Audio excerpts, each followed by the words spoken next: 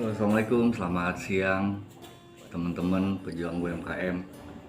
Semoga hari ini semua selalu dalam lindungan dan keberkahan dari Gusti Allah Subhanahu wa taala.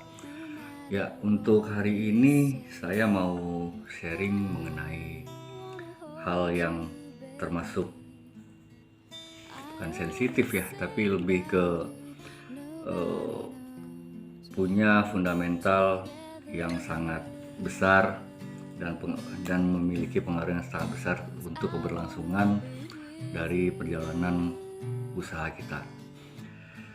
Ya, kalau menurut teman-teman, aset apa yang paling tinggi nilainya di dalam perjalanan usaha kita, teman-teman?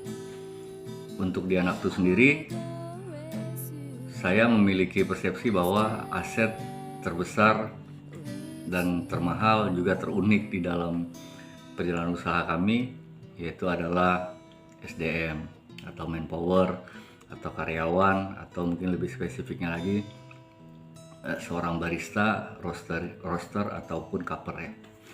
Nah, di Anaktu sendiri itu saya memformat ada 3 tahap setelah perekrutan, ada 3 tahap di mana seorang barista atau karyawan di bagian divisi lain menjadi benar-benar full bergabung di dalam keluarga Anaktu.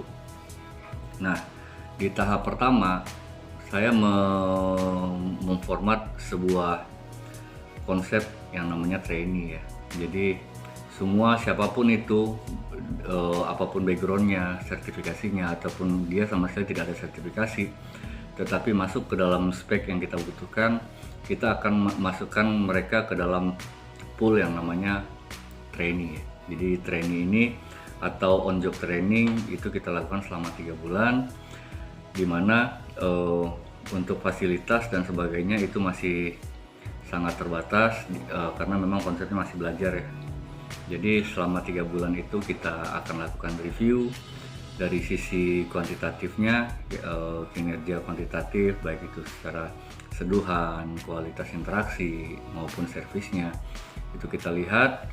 Kemudian dari sisi kualitatif yaitu bagaimana dia bekerja sama dengan tim yang lain, bagaimana komunikasi beliau dengan teman-teman yang lain. Nah, setelah berjalan 3 bulan dan dari sisi manajemen Anaktu itu sendiri sudah menilai bahwa yang bersangkutan itu layak untuk melanjutkan ke tahap berikutnya. Nah, ini tinggal yang bersangkutan lagi nih, apakah masih mau terus atau enggak. Karena memang kita di sini memiliki pemahaman bahwa pekerjaan ini adalah pilihan mereka gitu.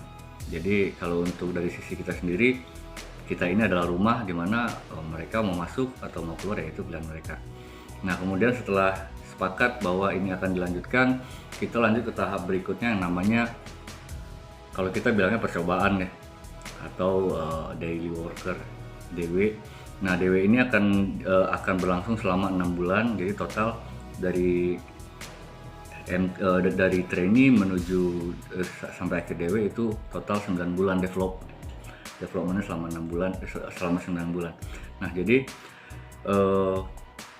pegawai akan kita kasih kontrak sebagai calon barista atau junior barista atau junior roaster mungkin di kemudian hari, ataupun jabatan-jabatan di divisi yang berbeda. Nah, tapi memang di sini statusnya masih kontrak itu selama 6 bulan, di mana gaji sudah mulai kita push menjadi 80% dari yang tadi. Untuk manajemen trainee sendiri itu kita gaji dia 30% karena 3 bulan development sekaligus juga belajar. Nah, di masa percobaan atau kontrak di sini kita menuntut mereka sudah melakukan semua hal yang bersangkutan dengan standar operasional kedai atau standar operasional bar itu dilakukan dengan secara lebih disiplin, dan saya akan melihat mereka dari sisi service excellence, attitude, disiplin dan bagaimana mereka mengutamakan kejujuran di atas segala hal. Nah, setelah 6 bulan berjalan dan kita menemui kesepakatan bahwa mereka bisa bergabung menjadi tim Anak Tuh. Nah, di sini ada perbedaan yang lumayan signifikan dari sisi penggajian maupun fasilitas ya.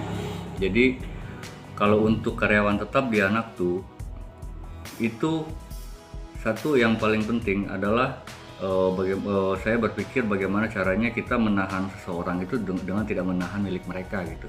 Jadi pengalaman saya selama bekerja di perusahaan-perusahaan di masa lalu, mungkin teman-teman juga pernah ketemu atau mengalami kalau belum 2 tahun nanti ijazah kita ditahan gitu, atau mungkin identitas apa kita ditahan.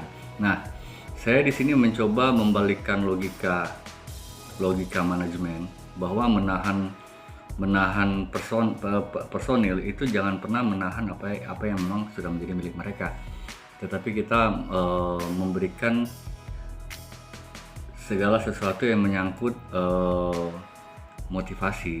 Jadi di sini saya tetap menahan mereka, tapi menahan mereka dengan pilihan-pilihan. Jadi di sini setelah mereka diangkat menjadi karyawan tetap, saya memberikan mereka yang namanya fasilitas emas. Jadi emas milik karyawan. Nah, di sini untuk di tahapan-tahapan tertentu ada dengan nilai tertentu. Harapan saya dari kurensi emas yang saya kasih dari bulan ke bulan, di kemudian hari jika mereka ingin membuka kedai sendiri atau mungkin mau membuka usaha yang lain, atau mungkin insya Allah ada yang mau menikah atau ada yang sakit atau ada yang apa yang sifatnya urgent dan memang harus taktis dikeluarkan, itu bisa kita keluarkan teman-teman. Nah, di sini bagaimana teknisnya? Teknis tabungan emas karyawan sendiri, kalau untuk di Anak Tuh, setelah kita deal bahwa dia diangkat menjadi karyawan tetap, saya akan memberikan mereka kesempatan untuk membuka rekening di Pegadaian Syariah namanya tabungan emas Pegadaian Syariah atas nama beliau, tetapi buku itu akan disimpan di safety box kedai. Nah, kenapa itu dilakukan? Agar ini memang benar-benar bisa dijaga ya. Jadi atas nama mereka tapi disimpan di safety box kedai. Otomatis tidak bisa diganggu. Tetapi tetap secara fair kita lakukan laporan setiap 3 bulan kondisi terakhir berapa emas yang sudah terkumpul ya. Ya, dan ini semua di luar gaji pokok, di luar insentif, dan ini memang murni dikeluarkan dari penyisihan kedai. Nah, harapan saya pribadi, kenapa ini saya lakukan, saya ingin menciptakan sebuah ekosistem yang baru, terutama di kegiatan perkopian, bahwa setiap orang memiliki kesempatan untuk membuka usaha kopi mereka sendiri. Nah, dengan harapan bahwa ini akan menjadi pasar yang baru di dalam rumah yang namanya Anak Tuh. Jadi insya Allah mohon doanya teman-teman ini terus bisa konsisten kami lakukan, dan yang namanya konsep sejahtera atau mindset mengenai kesejahteraan karyawan ini juga sifatnya sebenarnya absurd ya. Jadi sejahteranya saya dengan pemahaman sejahteranya teman-teman tentu berbeda ya. Nah, jadi itu juga kenapa di Anak Tuh tidak terlalu jor-joran mengenai perekrutan karyawan. Kita memang benar-benar di sini memastikan bahwa seorang karyawan yang sudah kita rekrut itu memang benar-benar terkonsep sejahtera ya. Jadi saya sangat menghindari memiliki jumlah manpower yang banyak, tetapi sebenarnya target-target yang sudah ditetapkan itu tidak tercapai. Jadi insya Allah kedepannya nanti kita akan membuka kesempatan lagi untuk kita masih ada 3 divisi yang kosong, dan ini memang di tahun ke-7 kita tetap, saya masih bilang kita baru survive dan baru akan tumbuh. Nah, akan ada 3 divisi lagi yang insya Allah akan kita lanjutkan untuk dibuka. baik itu dari sisi bisnis, operasional maupun risk. Jadi teman-teman terus belajar dan jaga mindset kita agar tetap selalu bergerak dan berpikir secara positif. Terima kasih untuk waktunya. Jika ada yang mau di-share atau komen, silakan ketik di bawah.